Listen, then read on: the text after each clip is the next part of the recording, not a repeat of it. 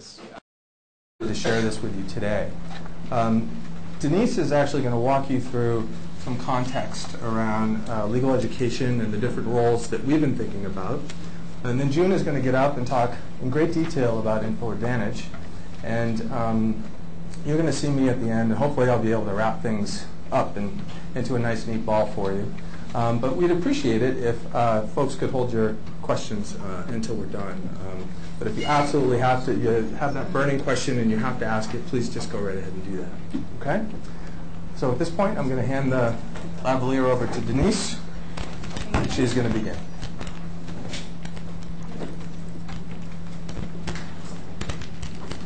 And they don't sign this for women's shirts. there we go. Hang on. Can you hear me? Yeah. Okay, good. Okay, so as Ken stated, Info Advantage is a product and a service, but it's also the result of shifting perspectives. So why talk about perspective? Well, as we all know, people tend to approach challenges based on their personal and professional perspectives. You know, people ask, do I have the time to tackle something or the inclination? So we really have to think about that whenever we're dealing with technology in education. So a funny story about that. When we first sat down to talk about this presentation, I interrupted and challenged June and Ken to a riddle. I thought it was neat. So I'm going to show you the riddle, but I ask if you know the answer, not to shout out the answer, because we will actually reveal the answer at the end. But what I asked them was, how do you make this statement true by adding simply a single line to this equation? And you're not allowed to manipulate the equal sign. So after a couple of minutes, from June's perspective, she... Oh, not even a couple of minutes, maybe about 5 seconds. Yeah, she was like, I can't deal with this. You have to tell me the answer. It's driving me crazy. Yeah. Ken absolutely did not want to know the answer. He refused to let me tell him. I was like, oh, you're never going to get the answer, you know. But he did. You know, it was about less than a day, but he came back, and he had solved this riddle. So by show of hands, how many of you think you know the answer? Don't say the answer, but if you think you know the answer, raise your hand. Nobody. One? Okay. So the remainder of you don't? No. Okay. One line? Oh. Okay, don't say the answer if you know. So for those of you that don't know the answer, would you want me to tell you the answer right now? Or would you want to wait? Oh, okay, let's start. How many people would want me to tell you the answer right now? Okay. So the remainder of you would want to wait and figure it out. So we see there are different perspectives even in this room. So it doesn't mean to say that all librarians I know, or they want the answer right away, and an educational technologist would do it on their own. But it's a blend of people's personal and professional perspectives, rather.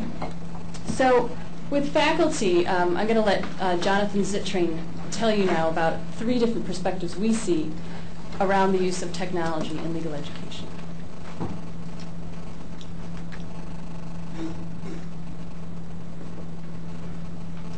I found roughly 3 categories of teachers.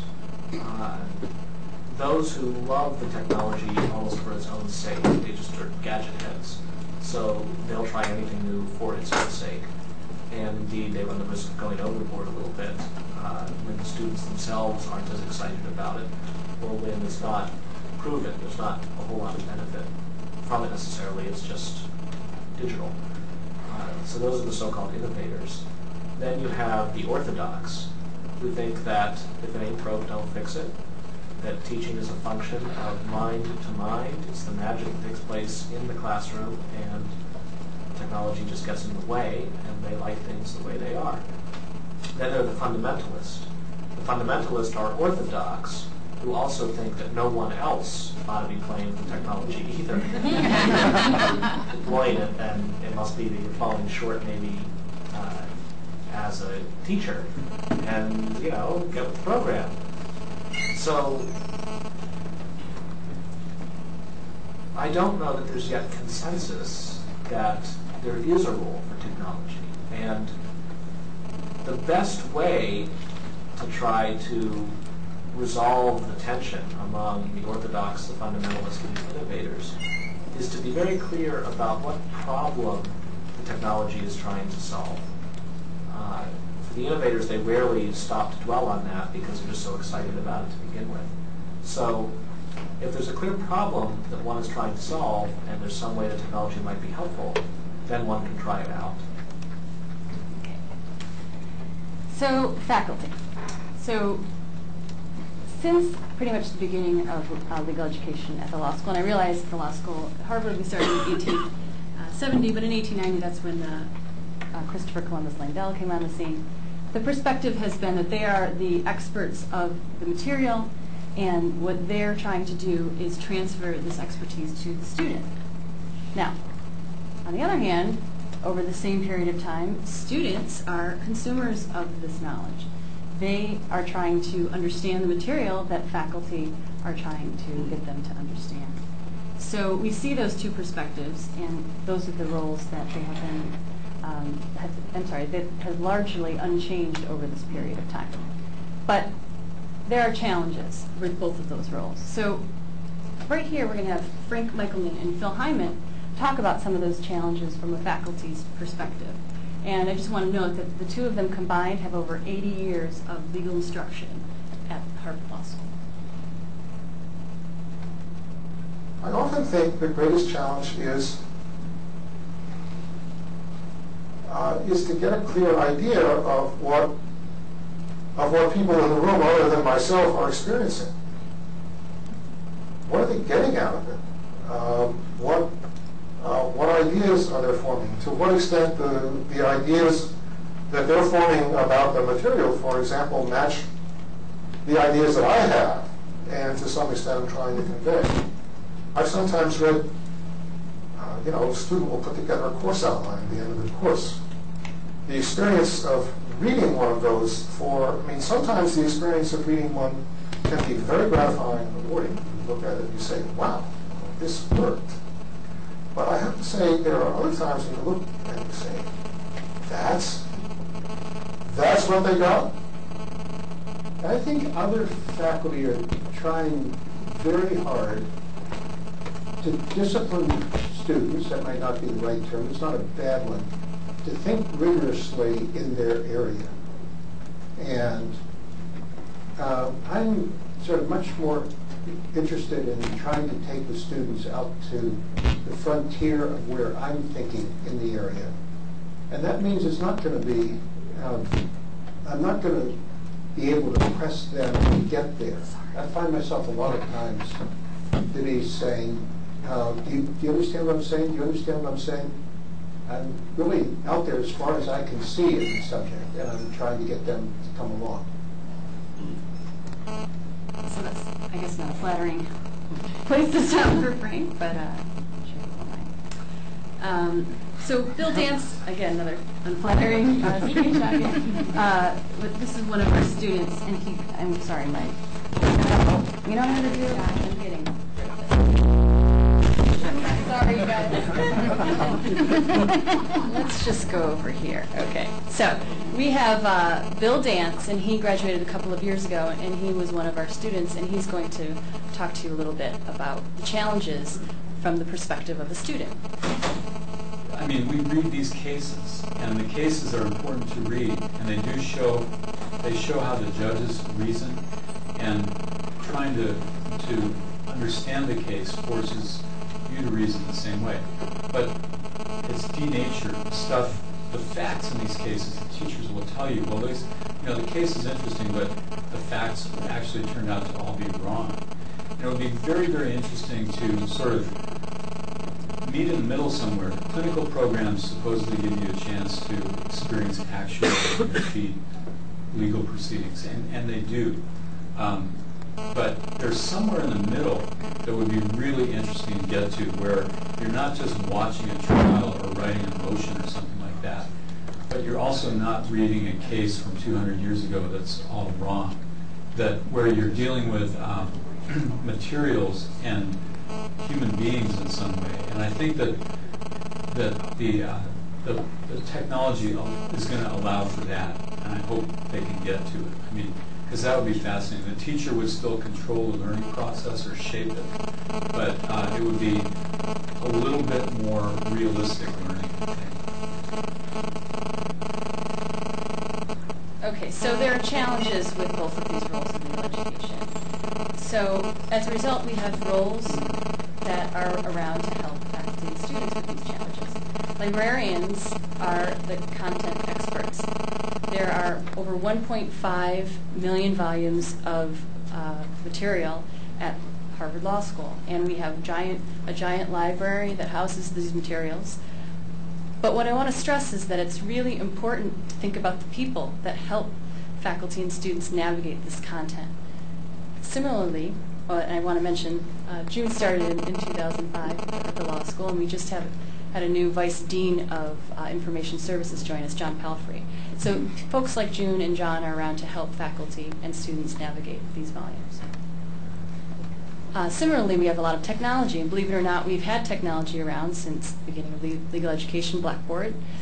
Blackboards are considered technology, but there hasn't been much advancement over time.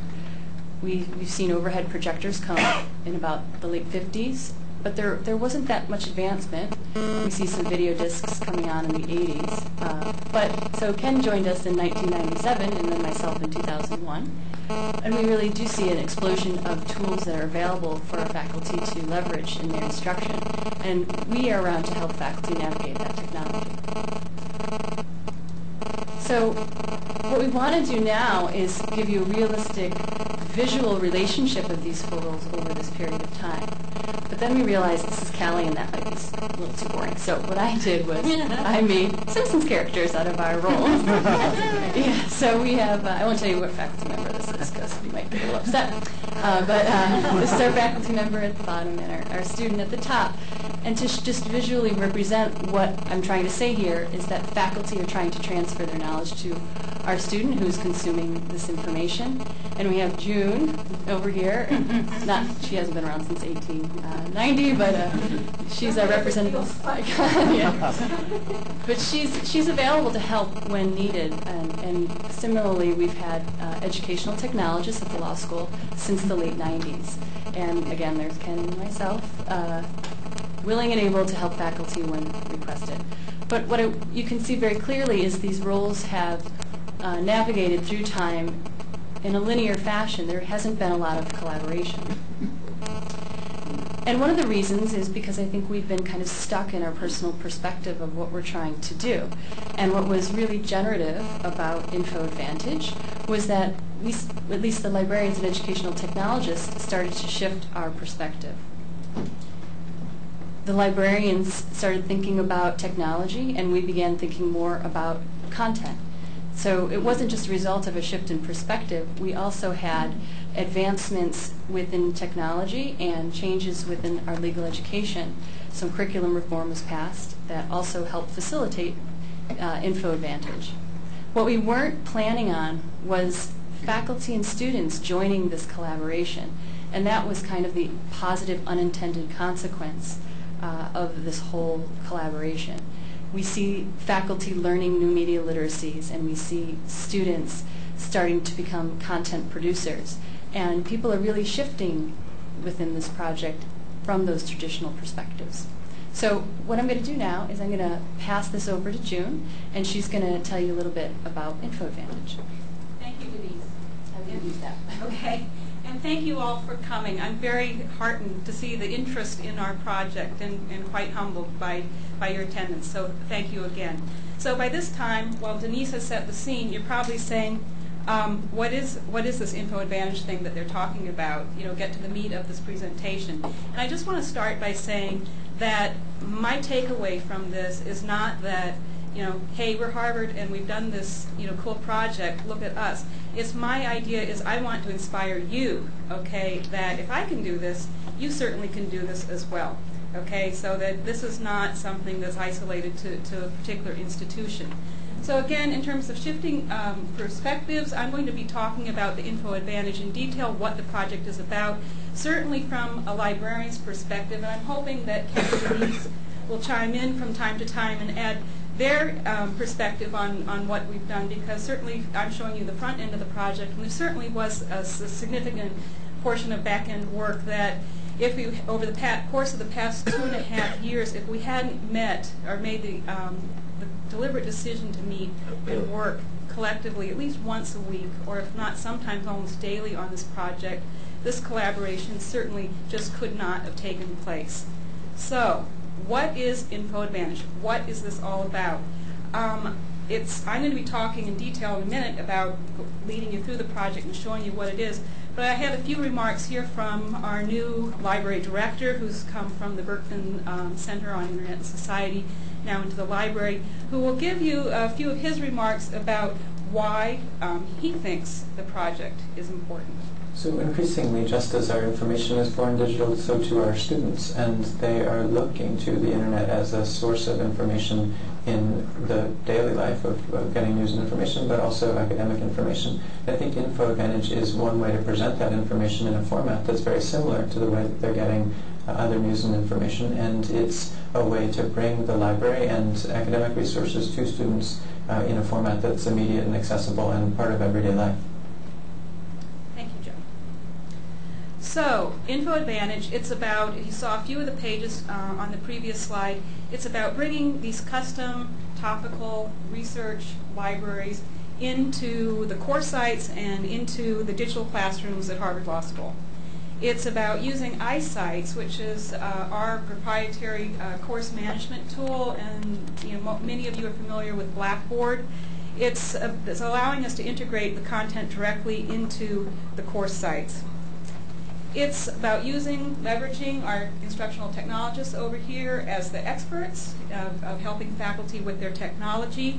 And it's also about the librarians' role in their position as being the discoverers, the navigators, the builders of experts of content that would go into these libraries. Here is one of our colleagues from one of the Harvard College libraries, and he's Michael Hemmant, and he's going to talk about the librarian's role. What we can really learn, what's most important about InfoAdvantage and the precedent that it sets, is the idea that even a small group of librarians who are focused and professional can come together to create really significant content for their users, and can identify technologies and leverage those technologies to push what they're doing and the content that they're creating to the point of need. So I think one of the things InfoAdvantage really shows is that you can have librarians do a lot of that selection process for them. You can put it in a place where it's easily discoverable by these faculty and students. And so I think that's a lesson that we all learned from this project, and that I think a lot of libraries can benefit from. And I hope you can benefit from that too. And I just want to let you know, in terms of the number of personnel, in terms of the library who was working on, I would say there were probably 3 or 4 of us, of the research librarians, who were actively working as content builders. A few more have signed on to the project, not as actively as the few of us, but what I'm saying is that you don't need to have a huge staff to build a project of this magnitude. So, InfoAdvantage is built around these system of boxes of content that we can freely shared across the university, which means that any Harvard affiliate building a website or a course site can take a box that I may have built about child advocacy and insert it within a different program of study, within a different part of the university, a different school within the university, within a completely different area. So in a certain sense, this is about making knowledge shared and freeing up information instead of keeping it within the confines of the law school. And we've actually found, particularly with the resources I've built on cyber law, that actually some of our law school faculty go into the undergraduate college and teach. And the undergraduate students have been some of the most active users of the pages that we've built, more so than the law school students. Hi. Hi. Are these content boxes, I'm seeing what look like editing tools up at the top.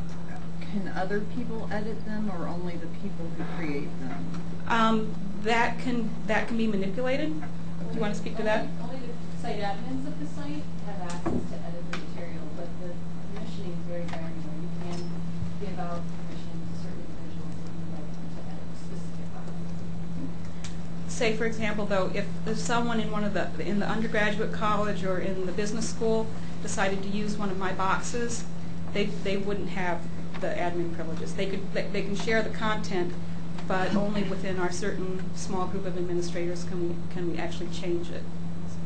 Thank you.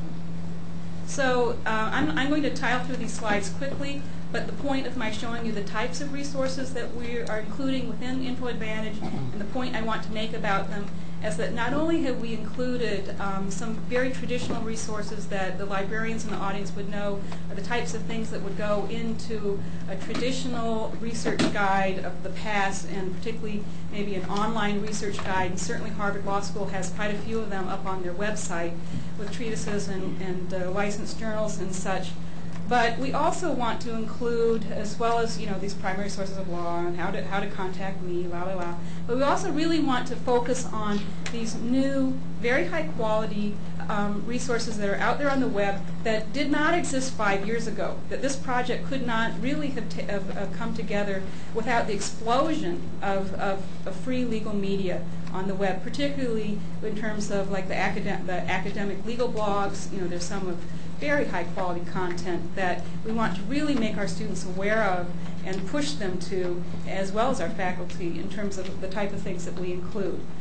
Selected web resources, many of you are familiar with these different types of sites. As I mentioned, the explosion of multimedia, it's unbelievable, including CALI. We make sure that we include CALI lessons in our sites.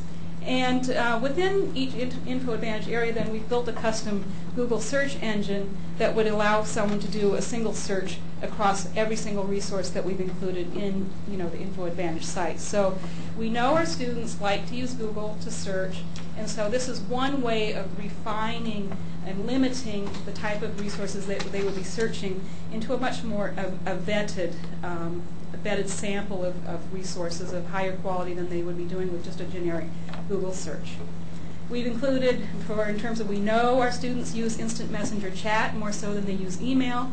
Email is very old school, so we've included this so that a particular librarian, like with my face there, is linked to a particular subject area, as like associating me as being a subject expert for that topical research area. So the student would get a sense of who they're communicating with the chat, and who they're getting information from about those resources. We've also, and this is something in terms of our future work on InfoAdvantage, really want to push the collaborative nature of our resources and really look at our user group as content contributors. And this is a major intellectual hurdle for librarians to take, from being the person who's actually feeding the resources and having the sense of like I know best, to the sense of giving my content users the authority to actually be contributing resources. So we really focused on using wikis, particularly within the clinical courses. That a part of my job title is Coordinator of Pro Bono Research. I service the clinics at Harvard Law School in terms of their resources, and have very active use of these types of resources. The boxes of content that we've built, then those individual modules you see, are now assembled into these topical pages of I've actually included some of our Wilder courses here just to show you the types of cross-disciplinary topics that we're challenged with serving nowadays. But here I have John Palfrey again, who's going to describe some of the benefits of assembling content in this way. Is that information that is in digital format sometimes is in pools of information, and sometimes it's in rivers of information. And the rivers are things that you need a way to be able to capture on an ongoing basis, and a way to mark what those are. And InfoAdvantage, I think, helps take advantage of both pools and rivers of information by putting the most salient examples of what you might want to be tracking into one place on the web, and makes that easily accessible both for teachers and for students. So, how is all of this different from, like I just said, all these traditional research guides that we have posted on our website, and many of you as librarians build and use Dreamweaver and publish on your own library websites? Well, yes, we still want to bring attention to all these existing resources that Denise was describing, in terms of, yes, we do have a very high volume of high-quality materials that we want to bring, you certainly still want to use. But I have one of our faculty here who is going to describe in a few short sentences why we may want to be taking another different approach to leading our students to resources. To actually take advantage of a real person. Not that person isn't perfectly happy to work with us or with the students, but I think some students are embarrassed because they think, oh, I should know this, or I could figure this out myself, or I'll just do a Google Scholar instead of I'll be fine. And I think having something that sort of would back up the same message that the librarian was producing would be really helpful. We can all dig that. So, again, as I'm going to emphasize the point, there's all of these resources on the web that we want to lead our students to, that we want to make them aware of before they leave before they graduate as 3Ls, that we certainly, particularly since the law firms really want students to be aware of low cost and free resources, we have a responsibility for leading to them, making them aware of those. But we've also done a significant number of usability studies with our students, and we've learned about their searching behavior to the extent that we know that our students are topical searchers instead of searchers like a librarian might look for information by using a particular type of resource. So it was very important for us in terms of our future projects to get away from these very text-heavy, text-laden, reading-required research guides. Our students in the usability studies were very negative about what we had up on the web. In fact, in terms of the tasks that we gave them, that was the last thing on earth that they went to try to find the information in the usability task. But instead, we're really wanting to search topically. So our goal was to design our Info Advantage project around a more personalized set of links that were topically related that would lead the students directly to sources with very limited reading. So I'm going to back up for a step, and I'm going to talk for a few seconds about the history of the project, how it all came together. It certainly didn't evolve overnight, and certainly it was 2.5 years that it came together. How did the project start? Really, with maybe myself and maybe one or two other people, we decided to put together a few sample sites. Denise came and showed us this, this courseware that we had to use. No one had any really concrete ideas on what to do with it. We built some sites. I came in with an intellectual property expertise, so I built some sites around in that area, but we really didn't have enough to market to the school as a whole. And where were they put? What was it called? It's called the HLS Resources Site. Yeah. Single site. Very deep. And quickly forgotten. No one even, it was like they were there, the sites weren't marketed, no one used them. It was simply, why did we do this? But we felt that we had something that was important, that we really had grabbed onto an idea that we thought that there really was some reason to run with this. And so we prevailed, and we really, decided, let's stick with it, we're going to figure something out. And last summer, we really went crazy. We built content, a lot of it, pretty much around the clock. And we just, decided to develop these sites. We still didn't quite know where the project was going, but even these figures here, based over the work we've been doing over the course of the summer, which is all of our most active time of doing this kind of creative work, is actually, these are actually out of date in terms of the figures have jacked up quite a bit beyond that. So we had this revolutionary goal, and that thanks to Denise. And this is the thing that has most impressed the librarians that we've taken and demonstrated this project to within the university, is that we didn't ask anyone before we put these topical research sites on the faculty's web, course pages. We just had the opt-out approach. We just slipped them in quietly, during the night, and they were there. And so we had this. That's one of the shifts in perspective. Okay. To us, we were used to that. We did the templates, and we have for a number of years been creating templates for faculty, and we just said this is no big deal. Librarians thought this was the biggest thing ever, so it was a real shift for them.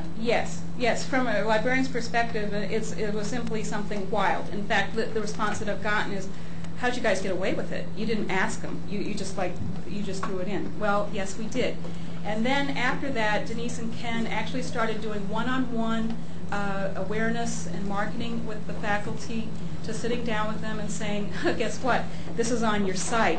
So here's John again, and he's going to talk a little bit about the challenges working with our Law school faculty. faculty is a large but also primarily traditional faculty, and not everybody is teaching using information services that are as advanced as InfoAdvantage. So in many respects, we have to bring those technologies to the faculty and encourage them to use it in ways that are not going to be difficult for them to turn on, and ways that will be obviously useful to their teaching program. So in one respect, we have to go to the faculty through specific committees. So we use the IT committee as a way to bring that through to faculty representatives. We've also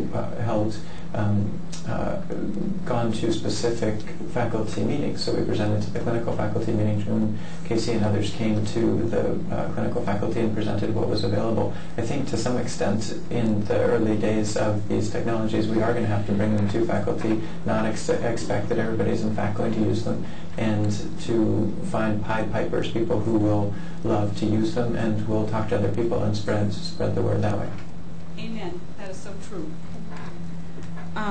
So the big question here is, with this opt-out approach, did anyone notice? Okay, so by busy beavers that we were, by spring semester 2008, now we had 90% of the courses now had content.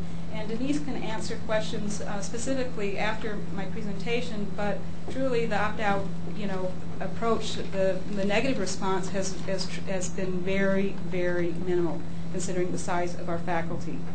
So then along came last semester, and Harvard Law School adopted this new curricular reform for the second and 2L and 3L classes called Programs of Study. And the best way that I can compare that to anything that you might know of or be familiar with would be like an undergraduate major, okay, in college, that a student would go into law school, they'd go through their 1L year, which is pretty much packaged, and then in the second and third year courses, they would actually pursue a significant line of study, say, for example, law and business, or someone interested in intellectual property would go into law, science, and technology, and who knows what in law and social change. I still haven't quite figured out what's involved there, but we have these 5 new programs. So for us, the logical conclusion would be, the logical next step would be to take all of this content that we built in the InfoAdvantage site, which was listed on the left-hand vertical navigation in this very long list of topical subjects, divided into 5 separate sites structured around the program of study. So within your own realm, you may want to do that simply within something similar. You wouldn't have a program of study, but just in terms of dividing up your content, it may be into certain topical areas, subtopical areas. So showing you here on the site that you go into law school and find, the navigation area for the programs of study, if you actually went into those pages, for example, in law, science, and technology, you'd now find on the right vertical nav a link to the InfoAdvantage legal research page. And if I went there, I was actually particularly interested in cyber law research, I could go over here and you can see what the content that I've built so far for this particular area. And I would go into those particular pages, and I would see how I divided up the content sort of in a task-based system of finding content for this particular area. So this is the way that anyone with a Harvard ID and PIN number can go in and access these research pages. For example, if I was a 1L and thought maybe I might be interested in studying in this area where I was an undergraduate, and I was interested in this material, I might be thinking about going to law school, I could go into these topical programs of study pages and look at these topical research libraries. On the other hand, you can barely see it in the slide here in this room, but if I was taking the Practical Lawyering in Cyberspace seminar, which is one of our law courses, law clinics, then I would actually find the very same content here in the course site pushed, from the program of study page, so that the student going to the course page, where they would be getting their syllabus, where they would be submitting their assignments, their papers, for getting information from the professor, both the faculty and the students would actually, if they navigated down, would find this link for library resources, and they would find our InfoAdvantage content pushed into the course page.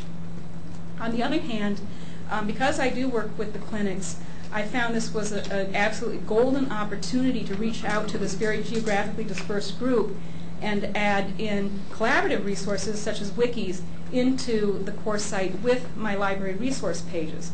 So, for example, here's one of our negotiation clinics. What I did is I really want to encourage our students to be content builders, and so actually I built wikis for each particular project that the students were working on in this clinic, and not only could I proactively push resources particular to that project, but I could also communicate with them on a very personal basis. They knew who I was. I actually went in and introduced myself and gave a little tutorial in their class about what this was all about. And then I could also communicate with them, and then the professor could also observe what the students were working on in their clinical almost transparently, and actually dynamically observe the students' progress within with the project that they were working on. So this worked out very well. To the extent that I'm talking about good reasons of adding wikis, I'd rather let you listen to Stefan, who's going to talk about how his students use the wikis in their class rather than for me to elaborate on the reasons. The wiki took off, I think, in the spring semester. So it's particular to our course. In the spring semester, there's only students doing clinical projects are in the course. So it's much more interactive because everybody knows that all their classmates are also working on projects. And so, they really took off on the wiki and made, posted about a lot of the documents that they were working on, or the documents they found on their wiki, and used it as a common sort of platform where they could find all the information that everybody's working on. So they used it, for example, if there's a lot of interviews going on, and there's 4 people working on a project or 3 people working on a project, and they divide up the different tasks. So instead of having to meet after every round of interviews and sort of debrief, okay, this is what I talked about, this is what I learned, etc., they sort of could cut that whole step out and look at the wiki, at the wiki, and sort of find all the results that they had gotten in each other's interviews and move on from there. So it actually, I think, streamlined the process a lot. And people have, in general, gotten just a tremendous amount more done by spring break because they don't have to always juggle their schedules as much. Which is a good reason for our promoting this in the near future and expanding on that. So we learned a lot this past year about incorporating wikis in the course sites, but there's one thing that really Ken can also speak to this, that the takeaway that we learned is that we presume so much about our digital natives, okay, that they're facile with Facebook, MySpace, and they can with the instant chat, and that they know so much about technology, but when it gets down to the point of editing a simple wiki, there's something that stops. And so we found that don't ever take too much for granted about your users, okay, even in the age group that we're working with.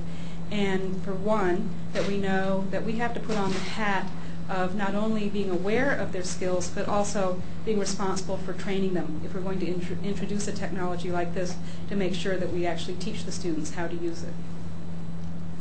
So, as part of our marketing effort, of course, pushing Info Advantage to the world, with Denise's help this past spring, the library built a group page in Facebook as another way to reach our users.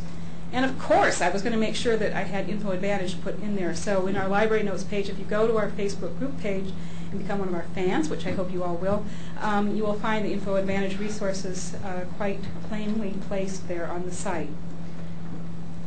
So, what's next for our project? I've led you through the history and now into the future. We have a number of these different goals that we are tackling as part of our summer creative work on the project. But when we built Info Advantage, as part of some of the the essence of the project, we also created quite a bit of work for ourselves, okay? Our work is cut out in that it's quite obvious to you, any of you who maintain websites, that not only have you have over 100 topical sites, and the internet is exploding with new fabulous resources every day, that we really actually have to have a lot of work in terms of maintaining and making sure that we have the best that there's out there on our sites.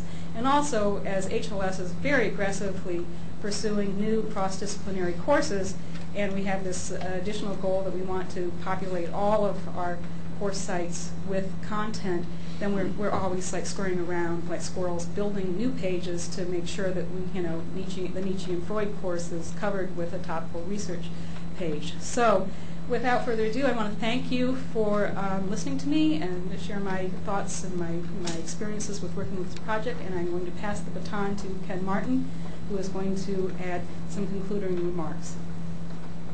Thank you, Jim. Is it going to be too harsh if I put the lights on? No. Yeah, you guys are carbo overloaded while I'm asleep. So I just want to take a quick step back here. And looking back, and from the ed tech perspective, we've always had our, some goals in terms of how we work with technology and our faculty at Harvard Law School. So let's just go back a few years. You remember the days of hanging chads and overheads? They haven't quite gone away. Gas was a lot less expensive back then. But one of the things that we wanted to do was always lower the barrier to entry for faculty. We had to keep it as easy as possible. As Jonathan Zittrain said, we have a number of faculty who are orthodox, a very small group who are innovators, and then some fundamentalists who are just really against the technology altogether. So with that in mind, we wanted to keep the upfront costs low, and we certainly didn't want to force the technology on anybody. Well, let me say to that end, so what we've done is created a course template for every course site at the law school. Now, in the upper left-hand corner there is we pre-populate the standard navigation, and this is how we got the library resources integrated into all the course sites. But we've also gone beyond that, too, and we've created tools to make our course management system as easy to use as possible. For example, in the lower left-hand corner, there's a recorded media tool that will automatically push links of classroom recordings directly to the course site with no intervention on the faculty member's part whatsoever. In the lower right-hand corner, there's a reserved reading list tool that will allow our circulation librarians to push reserved reading lists directly to the course site with no intervention on the faculty member's part, other than saying, these are the readings I would like. In the upper right-hand corner, there's a collaborative file tool which allows students to upload content to a course website, and it can be shared among students and faculty as well. We really want to lower that barrier as much as possible and make the system as easy as possible to use for faculty. So if we look back to those days of the hanging chads, this is pretty much what we had in our course website environment. It was really dependent on the faculty member's ability to create a website and use FTP and Dreamweaver or directly edit their HTML. So what we saw in this was really that the student experience was very inconsistent from website to website. So in that vein or in that spirit, we've really tried to raise the bar within our course management system, and InfoAdvantage fits right into that. It's a perfect fit with what we've been trying to do. So I also want to mention, too, that our shift in perspectives was a very subtle thing. This thing did not happen overnight. I think, if I can speak for June and the other librarians, they've come to see the lens with which we view our work and our customers and working with technology, and we have similarly adopted their lens in terms of the way we work with their content. So I think that collaboration together has been extremely successful, and we're very excited with where it's gone. So looking forward, we know where our students are coming from. They're going to be facile with this technology, and we don't want to make assumptions, but we know that they're growing up with it. So their expectations are changing as well. Now, what are they going to be 10 years, 15 years down the road? We don't know. But we know that right now they expect individualization, personalization, and customization. So we're trying to tailor our tools and the resources that we build to that end. So we're looking, as June mentioned, to leverage Facebook. We did a quick analysis, very informal, not scientific at all. At the beginning of the fall semester in September 2007, we had 97% of our incoming 1Ls had already self-affiliated with the incoming 1L class at the law school, at Harvard Law School. So the students are in Facebook. So logical place, let's put InfoAdvantage there if we want them to use it. Sidebar is it's a social networking tool that was developed by the Berkman Center at the Harvard Law School. It was originally a plug-in application in Facebook, but now is a standalone application, and we've integrated InfoAdvantage there as well. As June mentioned, she works a lot with the clinical programs, and the ed tech side does as well. We have a person who's dedicated to supporting the clinics with their legal practice technologies. So we certainly want to pull them in and try to integrate InfoAdvantage as much as we can into their world. And June already mentioned the programs of study. I'm sorry, did you have a? No, okay. The programs of study. A lot of curriculum reform happening at the law school, and we want to pay attention to that. As we're building these tools, we're using technology and integrating content. We want to make sure it aligns with where the institution is headed as a whole. And June talked about the libraries. There's 11 libraries at the university. So we're hopeful that InfoAdvantage is going to be a launching point for some of the work that the other libraries are doing as well, and that our students will be able to leverage this content as they move across the university, cross-registered in other courses. I'd like to mention that Salma Hammond was one of our colleagues in the Harvard College Library speaking that some of the librarians and the instructional technologists over there have gotten so excited about working with us that we've developed a cross-university forum, so we're meeting once a month to discuss technologies and share tips on who's using what, in terms of integrating tools and content into it. So again, this has also brought out this much larger collaborative project, which is very cool. So, the pundits tell us there's a lot going on now, right? RSS, podcasts, social software, Web 2.0. We don't really know, again, kind of where all this stuff is headed. But we're hoping that, we've kind of picked the direction the wind is blowing, and we're sailing in the right direction here. And we know the student expectations are changing. And we also know that, going back 100 years or so, that there's a shift in teaching from, knowledge being centered on faculty to students being the creators of that knowledge. Their expectations are changing, so we're hopefully going to be aligning ourselves with what they expect as they come into the law school. So, going back to this problem, I will have to say, and maybe some of you are looking at this in the same way, but I'm thinking Roman numeral number 9 equals 6. What? Does anybody have the answer? Put a minus sign between the x and the 1 and turn it upside down. Ooh, I like that one. Any other ones? You single lines the letter S in front of the I. Yes. Oh! So sometimes a shift in your perspective can really be beneficial when you're faced with a unique problem. So with that, folks, I think we came in at 50 minutes. We have time for questions and answers, and thank you very much.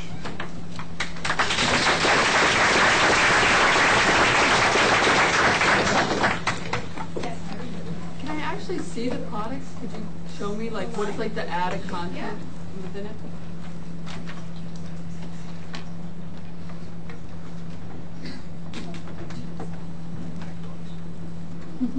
So.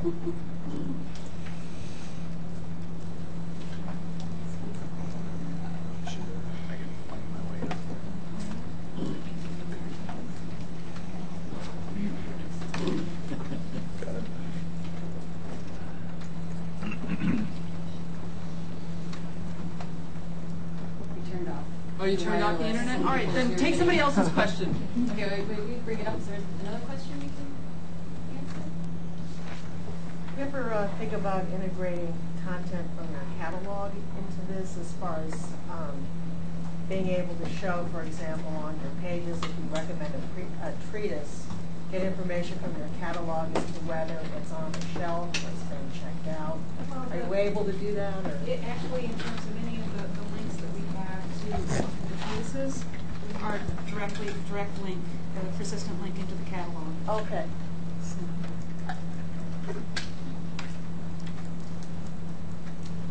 Spelled Harvard wrong. Yeah. Do you link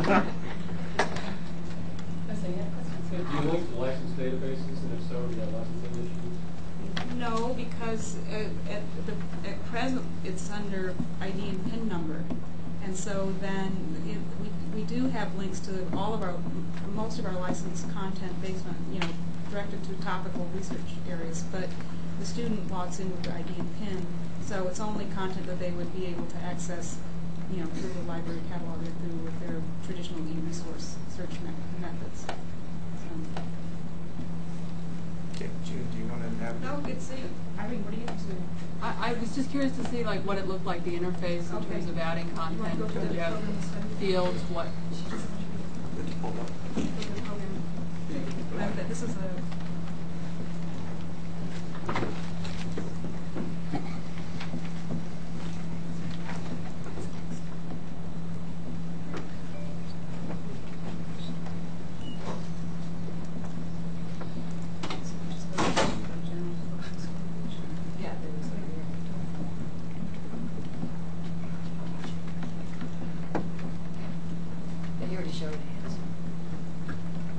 So, for example, this is from the Info Advantage Programs of Study.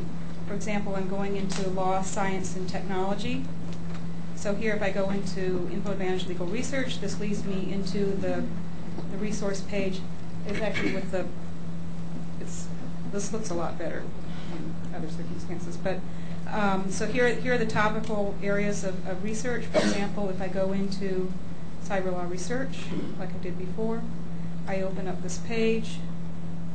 For example, it's like if I want to read about cyber law, I can go and see, I can log in here and I can get into SSRN with my ID and PIN.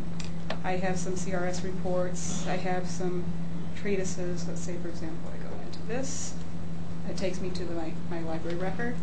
So if I go back here and I want to go back into, I want to search for information for topics, and I want to go in here. I've got my frame for my Google search. I have web links and government resources. Okay, so you see I've added very little, as little explanatory text as possible, but basically lots of links. So for example, I'm here and I'm interested in jurisdiction. So I have resources here. I can do that. This searches everything within the site is listed, is included in the search engine. Within the sub-site or within all the content? Sub-site. So it's restricted to, I'm a student, I want to search cyber law. Everything within the cyber law site is included in the cyber law search engine. So find is cases. And then I actually had faculty who really wanted their students to be aware, because of this particular area, the blogs are such a rich area of resources, of information about what's going on in terms of the legal front. So, well, there's our friend John, again, John Zittrain. So he had 10 particular cyber law blogs that he wanted me to include on the site. So it was like, yes, when we can get faculty interaction of requests for resources like this, like my 10 favorite cyber law blogs, we jump for it. You know, we usually don't have that faculty interaction.